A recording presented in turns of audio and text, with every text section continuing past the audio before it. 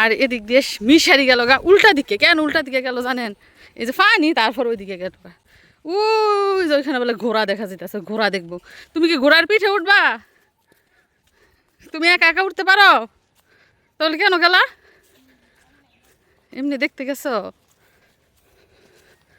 আর এই যে দিক দিয়ে দেখেন প্লট বানাই ফেলছে।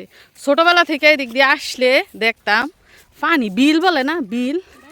সারা জীবন ভরা দেখেছি দিক দিয়ে পানি, বিল। আমাদের বাড়ি কিন্তু ওই যে গাছগুলো দেখা যাইতেছে না, এটার উপরেই। তো এদিক দিয়ে ছোটোবেলা আসলে দেখতাম বিলে পানিয়ে ভরা। আর এখন দেখেন বালি ফেলে প্লট বানাই ফেলছে। এই যে এক একটা প্লট শতাংশ প্রতি 10 লক্ষ, 12 লক্ষ, 15 লক্ষ টাকা করে বিক্রি করা হয় শতাংশ। আর এই যে ওইখানে ঘোড়া, ঘোড়া দিছে ঘাস খাইতো। আমরা আগে বলতাম না যে কি করস, ওই ঘোড়ার ঘাস কাটি। ওই ঘোড়ায় এখন ঘাস খায় দেখেন। ওই যাইতো মিশ্রাতে যাইতে হবে না মাম্মা, তাড়াতাড়ি চলো, চুল কাটাবো, আবার দেরি হয়ে যাব। চুল কাটাই দেয় না, চল। কপালের মধ্যে চুল আইসা পড়ছে। মিশারিও কি চুল কাটাইবো?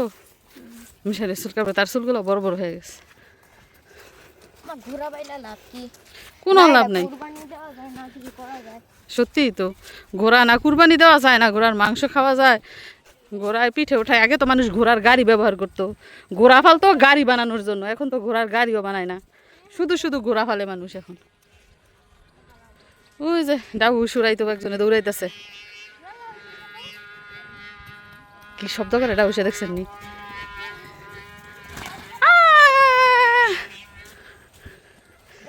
ওই দিক দিয়ে বাতাস ওই সাইডে চলে যাবে একদম খোলা মাঠে। যাই হোক, আমরা এখন এই রাস্তা ধরে যাব একদম মার্কেটে, সেলুনে যাব, মার্কেটে সেলুনে।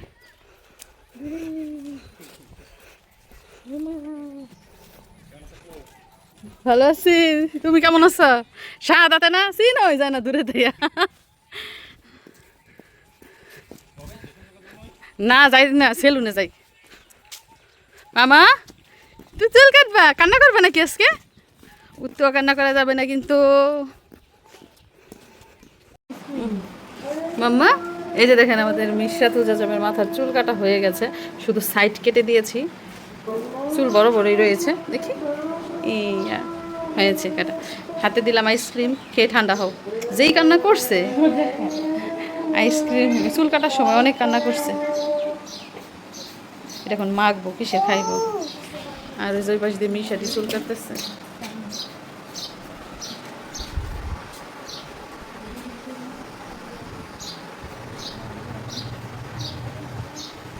তো যেখানে বাচ্চাদের চুল কাটাতে এসেছি এর পাশেই হচ্ছে আনিশাদের স্কুল।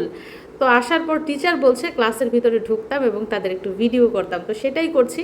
আনিশার এখন পরীক্ষা চলছে, খুব মনোযোগ দিয়ে পরীক্ষা দিচ্ছে এবং পরীক্ষা প্রায় শেষ পর্যায়ে। এখন সে আমাদের সাথে বাড়িতে চলে যাবে। তো এই যে দেখেন মিশারির চুল কাটা কেমন হয়েছে, টাকা ওইদিকে মিশারি। এই যে সুন্দর করে চুল কাটা হয়েছে। মানে মিশারিদের এলাকার চুল কাটা থেকে আমাদের এলাকার চুল কাটা অনেক সুন্দর হয় না মিশারি? তো আনিশের স্কুল ছুটি হয়েছে, তার পরীক্ষা চলতেছে। তো এখন আমাদের সাথে এখন বাড়িতে চলে যাচ্ছে। আমরা একসাথে সবাই যাচ্ছি বাড়িতে। মিশরাত যে শিক্ষার আনিশা বুঝছেন নি চুল কাটার সময়।